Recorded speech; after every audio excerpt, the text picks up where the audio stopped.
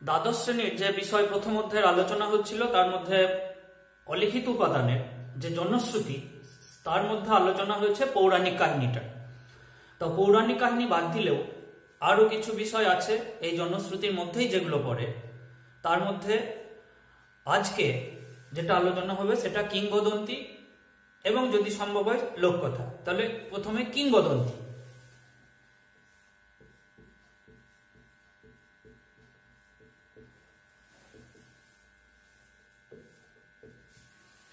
কিংবদন্তি বা লিজেন্ডস।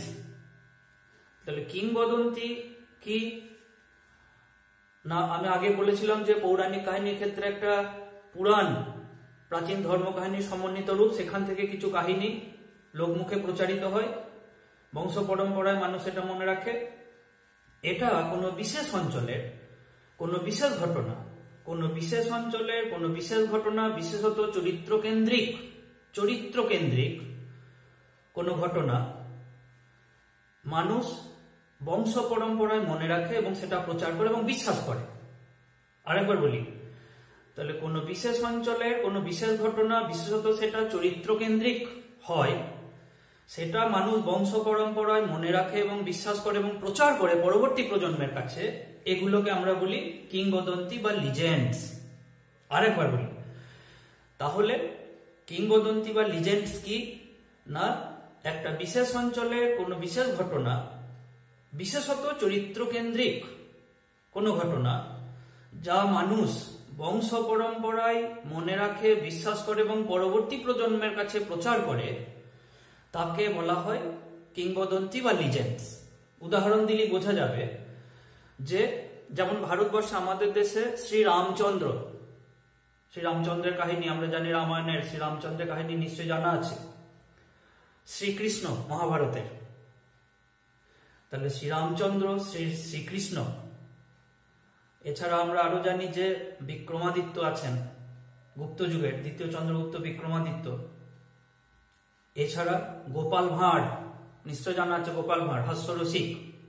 তাহলে গোপাল ভাঁড়, এইরকম আমাদের দেশের কিংবদন্তিদের চরিত্রের উল্লেখ করা যায়।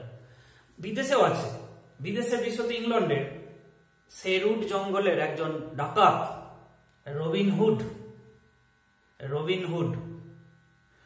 তিনি কিংবদন্তি পরিণত হয়েছিলেন। কিংবদন্তিতে রবিনহুডের বিশেষত্ব, তিনি ডাকাত হলেও তিনি ধনী লোকের কাছ থেকে নিয়ে গরিবদের বিতরণ করতেন, রবিনহুড। তাহলে এরকম কিংবদন্তি চরিত্র আরো অনেক দেশে আছে। গ্রিসে আছে, গ্রিসের প্রমিথিউস, যিনি কিনা ঈশ্বরের কাছ থেকে, স্বর্গ থেকে আগুন এনে মানুষকে দিয়েছিলেন, মানুষকে সভ্য করে তুলেছিলেন মানুষের। এবং হারকিউলিস, তার কথাও জানি, অত্যন্ত বীর সাহসী। তাহলে প্রমিথিউস, হারকিউলিস বিদেশে, রবিনহুড আমাদের দেশে, শ্রীরামচন্দ্র, শ্রীকৃষ্ণ, বিক্রমাদিত্য কিংবা গোপাল ভাঁড়, এগুলো কিংবদন্তির চরিত্র। এছাড়া আমরা অনেক সময় কিংবদন্তি, এটা জীবন্ত কিংবদন্তি বলে একটা আমরা কথা ব্যবহার করি। জীবন্ত কিংবদন্তি মানে হচ্ছে যে কিছু ব্যক্তিত্ব থাকেন যারা তাদের কর্মক্ষেত্রেই এমন কৃতিত্বের যোগ্যতার পরিচয় দেন যেটা কিংবদন্তিতে পরিণত হয়, মানুষের মুখে মুখে ঘোরে। যেমন সচিন তেন্ডুলকর, ক্রিকেটের কিংবদন্তি, যেমন লতা মঙ্গেশকর। তাহলে এগুলো জীবন্ত কিংবদন্তি। আর কিন্তু এই আমি আগে যেগুলো বললাম আর কি, এই কিংবদন্তিটা কিন্তু একটু আগে, পৌরাণিক কাহিনীর পরবর্তীকালে কিংবদন্তির সৃষ্টি। তাহলে আগে পৌরাণিক কাহিনী, তারপর তার চরিত্র ভিত্তিক কিংবদন্তির সৃষ্টি হয়েছিল আমাদের দেশে বা বিদেশে। তাহলে এ হচ্ছে কিংবদন্তি বা লিজেন্ড। কি কি বৈশিষ্ট্য এবার দেখা যায়।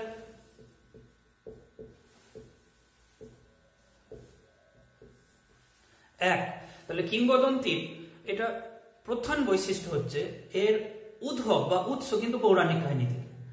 তাহলে পৌরাণিক কাহিনী থেকেই উদ্ভব, পৌরাণিক কাহিনী থেকে এর উদ্ভব ঘটেছে। কিংবদন্তির চরিত্রগুলো বিশেষত পৌরাণিক। দুই, এর সৃষ্টি মানে কিংবদন্তির যে চরিত্রগুলো তার সৃষ্টি পৌরাণিক কাহিনীর পরবর্তীকালে, প্রাগৈতিহাসিক যুগের পরবর্তীকালে। তাহলে পৌরাণিক কাহিনীর পরবর্তীকালে এর সৃষ্টি। পৌরাণিক কাহিনী পরবর্তীকালে কিংবদন্তি সৃষ্টি। 3, এগুলো বৈশিষ্ট্য হচ্ছে। 3 নম্বর, এই পৌরাণিক এই কিংবদন্তির কাহিনীগুলোতে অতিরঞ্জন থাকে, অতিরঞ্জিত হয়, মানে অনেকটাই বাড়িয়ে বলা, যেটা হয়তো কখনো সম্ভব হয় না আমাদের বাস্তব জগতে আর কি। তাহলে অতিরঞ্জন, তাহলে সব কিংবদন্তির বৈশিষ্ট্য, বিদেশের হোক আমাদের দেশের হোক, অতিরঞ্জন, এটা একটা বিশেষ বৈশিষ্ট্য। 4, কিংবদন্তিগুলো আসলে লোককথার মধ্যেই পড়ে যায়।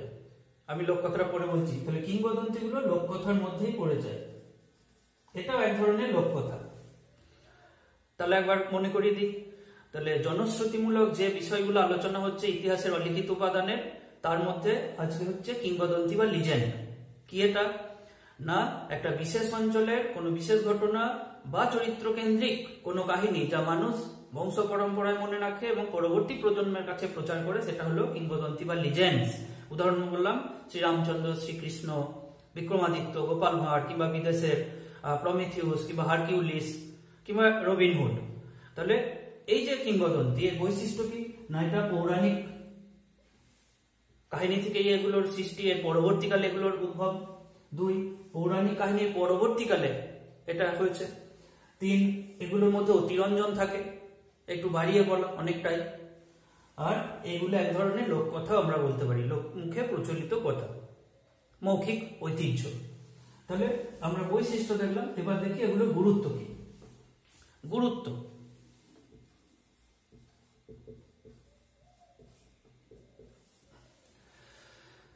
এগুলো কি কোনো গুরুত্ব আছে? আমরা দেখলাম যে কিংবদন্তি কি ধরনের, সে গুরুত্ব অবশ্যই আছে। এই কিংবদন্তির অনেকটাই ইতিহাস ধর্মী, কিংবদন্তি চরিত্রগুলোর অনেকটাই ইতিহাস ধর্মী।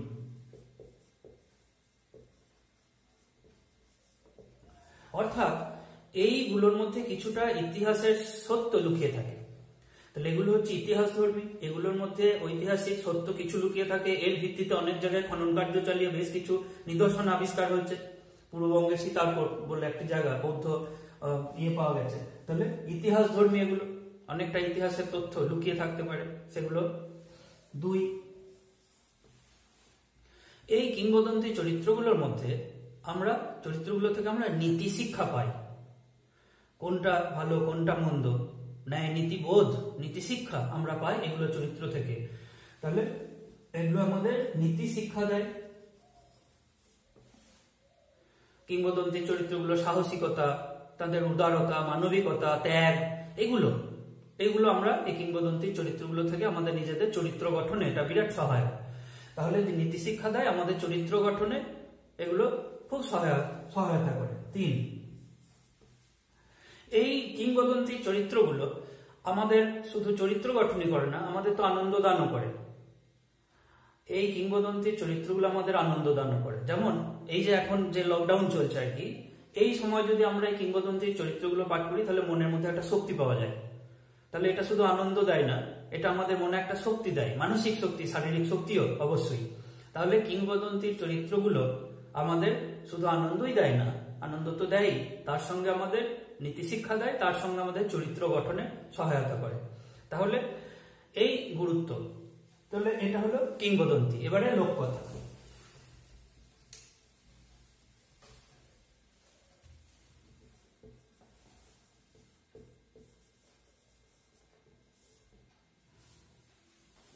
লোককথা, লোককথা কি না, ক্যারল টমলিনসন এবং আলেন ফিঞ্চ, ক্যারল ফিঞ্চ এবং কার্ল টমলিনসন এবং ক্যারল ফিঞ্চ, এরা বলেছেন আর কি, মানুষের জীবন ও কল্পনার সংমিশ্রণে গড়ে ওঠা গল্পগাথাই হলো, মানুষের জীবন ও কল্পনার সংমিশ্রণে গড়ে ওঠা গল্পগাথাই হলো এটা লোককথা বা ফোকটেলস। আরেকবার বলি, মানুষের জীবন ও কল্পনার সংমিশ্রণে গড়ে ওঠা গল্পগাথাই হলো লোককথা। এগুলো অতীত মানুষের, প্রথম থেকে মানুষের যখন গোষ্ঠী জীবন শুরু হলো তখন থেকে এই ধরনের মুখে মুখে গল্পগাথা প্রচলিত। তাহলে এর প্রাচীনত্ব কিন্তু আরেকটু বেশি লোককথা। তাহলে লোকমুখে প্রচলিত অবশ্যই, এবং কাল্পনিক ঘটনার উদাহরণ ও গল্পগাথার সংমিশ্রণে এগুলো গড়ে ওঠে। এগুলোকে আমরা লোককথা বলি, এগুলো আমাদের ঐতিহ্য। তাহলে সব দেশে এরকম লোককথা থেকে উদাহরণ দিলে বোঝা যাবে ভারতবর্ষের বেশ কিছু উদাহরণ আছে আর কি, সব দেশের এবং ভারতবর্ষেরও এই লোককথার উদাহরণ আমরা লক্ষ্য করি। তো এইগুলো লোককথাকে আমরা আলাদা আলাদা ভাগ করে নিলে সুবিধা হবে। সেটা হচ্ছে এর কিছু লোককথার কিছু আছে পশু কথা, কিছু আছে রূপকথা, কিছু আছে পরিকথা। তাহলে এগুলো লোককথা। পশু কথা, পশু মানে পশুদের বিভিন্ন, যেমন পঞ্চতন্ত্র, আমরা জানি পঞ্চতন্ত্রের গল্প, ঈশপের গল্প, পঞ্চতন্ত্রের যে গল্পগুলো, এগুলো পশু কথা, মূলত পশুদের বিভিন্ন বিষয়গুলো আলোচনা করা হয়েছে, বিভিন্ন পশু।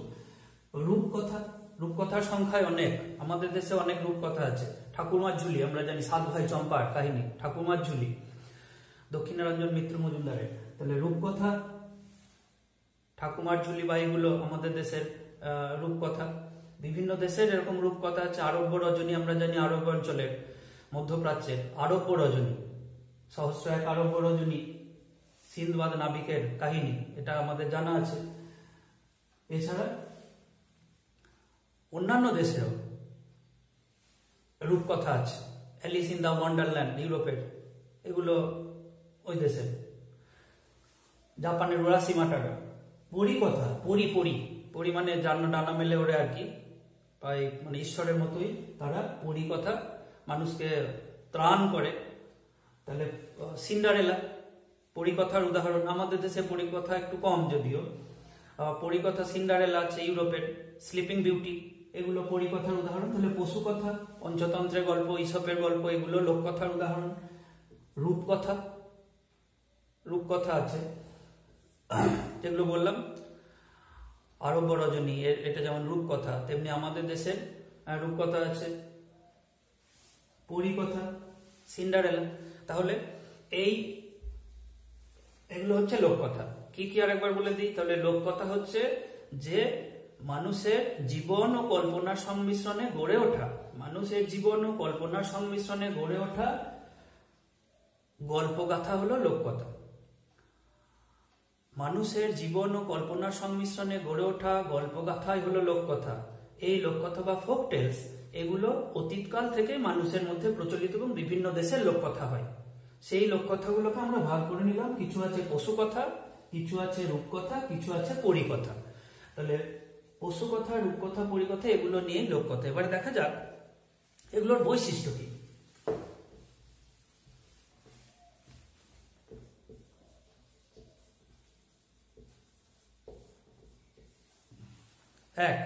এগুলো এই লোককথা বৈশিষ্ট্য হলো ঘটনার প্রাধান্য। ওগুলোতে আমরা আগে দেখেছিলাম কিংবদন্তিতে চরিত্র কেন্দ্রিক। এটা মূলত ঘটনা, যে কোনো একটা ঘটনা, যেমন এই রাজা রানী বা এরকম সোনার কাঠি রূপোর কাঠি বা এই ধরনের আর কি। তাহলে এগুলো কোনো ঘটনার উদাহরণ, ঘটনা থেকে এগুলোর মূলত সৃষ্টি। তাহলে এটা ঘটনার প্রকাশ করে। 2, এই লোককথা বা ফোক টেলস, এটা মানুষের আলোচনা হয়। তাহলে এখানে মূলত মানুষ কেন্দ্রিক। তাহলে এটা ছিল মূলত মানুষ কেন্দ্রিক। তাহলে কোন ঘটনার প্রকাশ করে এবং এটা মানুষ কেন্দ্রিক। 3, তৃতীয়ত এই লোককথা বা রূপকথা এটা অনির্দিষ্ট একটা সময় বা স্থানকাল বোঝায়। যেমন এক যে ছিল রাজা, কি এই রাজা ছিলেন, কোথায় ছিলেন, কবে ছিলেন, এরকম হয়তো নাও বলা থাকতে পারে। রূপকথা এটা হয় এক যে ছিল রাজা। তাহলে এটা অনির্দিষ্ট সময় বা স্থানকাল, পাত্র ইত্যাদি অনেক সময় বোঝাতে পারে এই লোককথা আর কি। তাহলে আরেকবার বলি, ঘটনার প্রকাশ, এগুলো সবই মানুষ কেন্দ্রিক, আর এগুলো অনির্দিষ্ট কাল ও সময়কে বোঝায়। 3 হলো 4, এটা এই লোককথা বা রূপকথা এটা একটা মৌখিক ঐতিহ্য বা শ্রুতি সাহিত্যের মধ্যেই পড়ে। দীর্ঘদিন ধরে এটা প্রচলিত হয় এবং মানুষের মুখে মুখে প্রচলিত হয়। এটাও সুতরাং মৌখিক ঐতিহ্য বা অলিখিত। তাহলে ঘটনার প্রকাশ, কোন নির্দিষ্ট একটা ঘটনার প্রকাশ, এটা অবশ্যই মানুষ কেন্দ্রিক।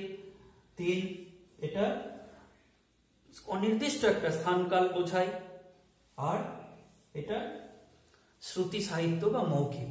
তাহলে এই হলো বৈশিষ্ট্য। এবারে গুরুত্ব। লোককথার অবশ্যই গুরুত্ব আছে। এক, কি গুরুত্ব না, লোককথা সেই সময়ের সমাজ সংস্কৃতি, লোককথা সেই সময়ের সমাজ ও সংস্কৃতি সম্পর্কে আমরা জানতে পারি। লোককথা থেকে আলোচনা করলে, আমরা লোককথা পড়লে, লোককথা শুনলে সমাজ ও সংস্কৃতির আলোচনা আমরা জানতে পারি। অর্থাৎ বিভিন্ন দেশের রূপকথা বা পশুকথা এগুলো আছে, এগুলো থেকে আমরা বুঝতে পারি যে ওই দেশের সমাজ সংস্কৃতি কেমন। ভারতের একরকম, জাপানের একরকম, চীনের একরকম বা ইউরোপের একরকম। সুতরাং সেই সমস্ত দেশের সমাজ ও সংস্কৃতি সম্পর্কে ধারণা করতে গেলে আমাদের লোককথা পড়া উচিত। তাহলে সমাজ ও সংস্কৃতি, সমাজ ও সংস্কৃতির ধারণা। দুই, এই লোককথা শুধু সমাজ ও সংস্কৃতি নয়, এটা থেকে ইতিহাসের সহায়ক উপাদান হিসাবে কাজ করতে পারে। তাহলে এটা ইতিহাসের সহায়ক উপাদান, ইতিহাসের সহায়ক উপাদান হিসাবে এটা কাজ করতে পারে। তাহলে লোককথা ইতিহাসের সহায়ক উপাদান, আমরা যেগুলো এত পর্যন্ত আলোচনা করলাম আর কি, পৌরাণিক কাহিনী, কিংবদন্তি আর লোককথা সবই কিন্তু ইতিহাসের উপাদান হিসাবেই কাজ করে। তবে লিখিত বা স্থাপত্য, ভাস্কর্য, নিদর্শন, মুদ্রা এগুলো যেমন যতটা সাহায্য করে, এগুলো তার চেয়ে কম। কিন্তু এগুলো একটা দেশের ঐতিহ্য, সেই হিসাবে এগুলো ইতিহাসে স্থান পাওয়া উচিত। সেই জন্য এগুলো সিলেবাসে